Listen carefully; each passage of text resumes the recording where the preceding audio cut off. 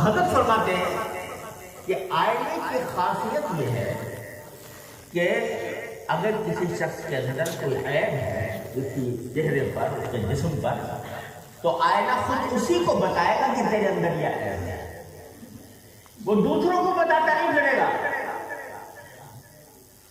دوسروں کو بتاتا نہیں پھرے گا، جو سامنے کھڑا ہے اسی کو بتائے گا کہ تیرے اندر یہ عیب ہے، اور وہ وہاں سے ہٹ گیا تو وہ کسی دوسرے کو نہیں بتائے گا کہ فلاں میں کیا ہے۔ تو حدیث میں رسول کریم صلی اللہ علیہ وسلم نے آئینے سے تشبیہ دے کر یہ فرما دیا کہ اگر کسی کے اندر کوئی عیب دیکھو تو اس عیب کو چپکے سے اسی کو بتا دو، محبت سے، شفقت سے، پیار سے، دوسروں کو بتاتے نہ پھرو، تم آئینے کی طرح ہو تو دوسروں کے لیے آئینہ بنائے۔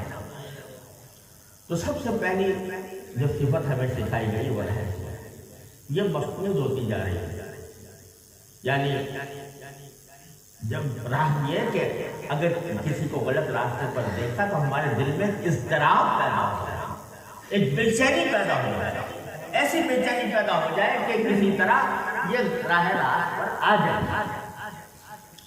تو اللہ تعالیٰ ہمیں یہ عطا فرمائے اپنے رحمت سے۔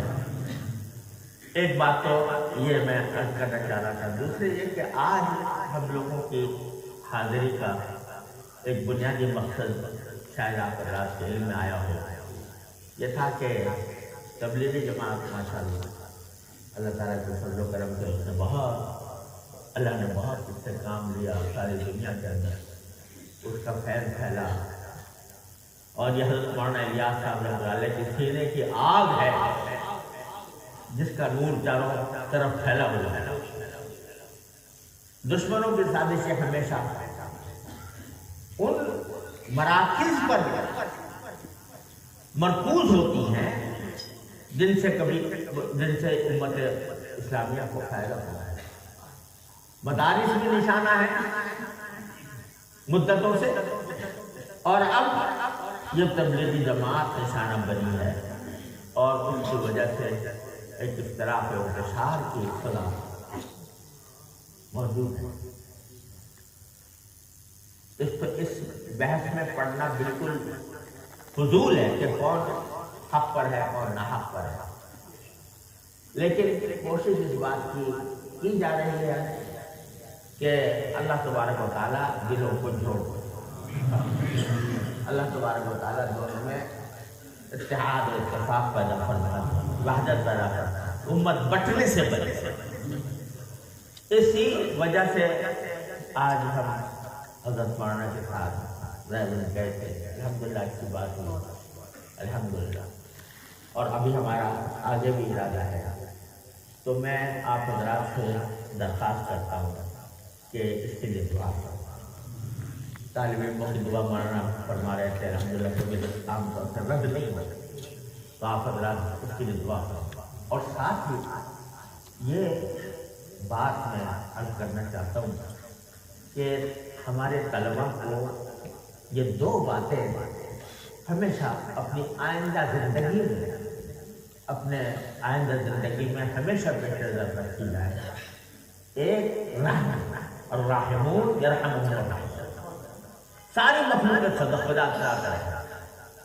دوسرا مسلمانوں کا اتحاد، مسلمانوں کی لڑائی کو، مسلمانوں کے درمیان چپکش کو، مسلمانوں کے افتراق کو کبھی کسی قیمت پر برداشت نہ کیا، اس کو اپنی زندگی کا مشن بنایا۔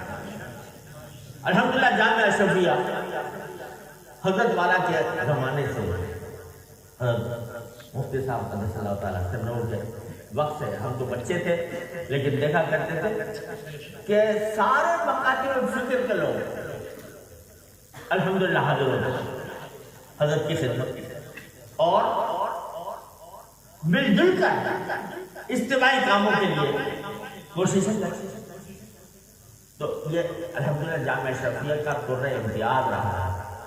حضرت کے بعد میں مولانا عبید اللہ صاحب، مولانا عبدالرحمن صاحب، مولانا عبدالرحیم صاحب، یہ سب حضرات ہمیشہ اس کوشش میں رہتے ہیں کہ امت میں تفریقہ. تو آپ حضرات الحمدللہ ہمارے یہاں دارالعلوم میں بھی ہمارے حضرت والد ماجد کے صدقے میں ان کے فیض کی وجہ سے الحمدللہ ہمارا بھی طرز عمل ہمیشہ سے یہ رہا ہے. اور الحمدللہ اس معاملے میں ہم بالکل ہم نیاز نوالا ہم پیالہ ہیں. تو اس کو آپ لوگ میں پیغام یہ دینا چاہتا ہوں کہ طلبہ ان دو اصولوں کو اپنا نصب العین بنائیں، رحم اور وحدت، وحدت اسلامیہ. وحدت اسلامیہ آج مسلمانوں کے اوپر چاروں طرف سے یلغار ہے. وہ فتنے بہت عظیم ہیں جو ہمارے اوپر سے حملہ آور ہے، اور یہ ہمارے فروعی اختلافات جو ہیں یہ اس کے ان فتنوں کا مقابلہ کرنے کی. اب یہ بتائیے کہ سارے عالم اسلام میں اس وقت ایک عظیم سازشوں کا مرکز عالم اسلام بنا ہوا ہے. ساری دنیا کے بہترین وسائل مسلمانوں کے پاس ہیں الحمدللہ، لیکن غصہ ان کا غصہ صحیح ہے.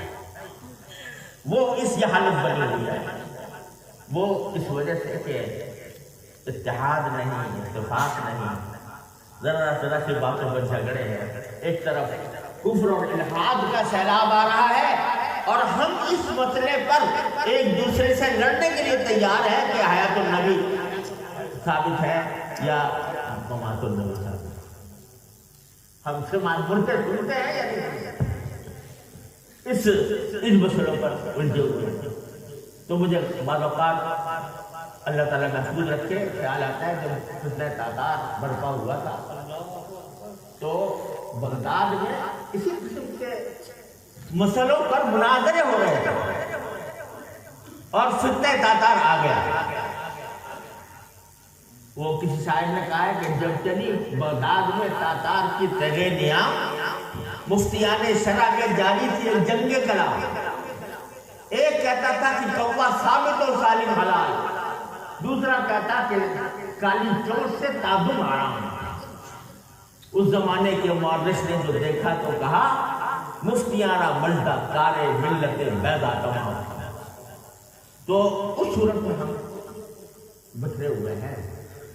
تو اگر آپ ہماری امت کا مستقبل ہے، ہمارے طلبہ ہماری امت کا مستقبل ہے، انہی کو آگے جا کر امت کا بوجھ سنبھالنا. ان کے دلوں میں یہ دو نقطے اللہ تعالیٰ پیدا فرما دے. جیسے سرکار دو عالم صلی اللہ علیہ وسلم نے ہر چیز کو برداشت فرمایا لیکن امت کے تفریقے کو برداشت نہیں فرمایا.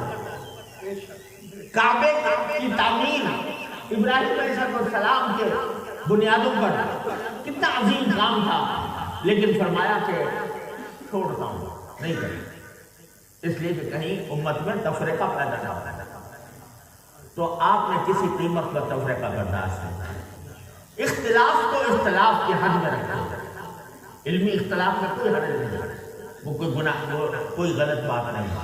علمی طور پر تنقید کرنا، علمی طور پر اختلاف کرنا یہ شروع سے چلا آیا ہے، لیکن اس اختلاف کو افتراق کا ذریعہ بنانا یہ ہے جو امت کے لیے زہر ہے. آپ امت کا مستقبل ہیں اور یہ پیغام لے کر جائیں. جب آپ تعلیم سے فارغ ہوں اور عملی زندگی میں قدم رکھیں تو مخلوق خدا پر رحم اور امت مسلمہ کی وحدت کا پیغام لے کر جائیں اور اس کے لیے اپنی زندگیاں وقف کریں. اللہ تعالیٰ آپ کو مجھے اس چیز کی توفیق عطا فرمائے. آخر دعوانا الحمدللہ.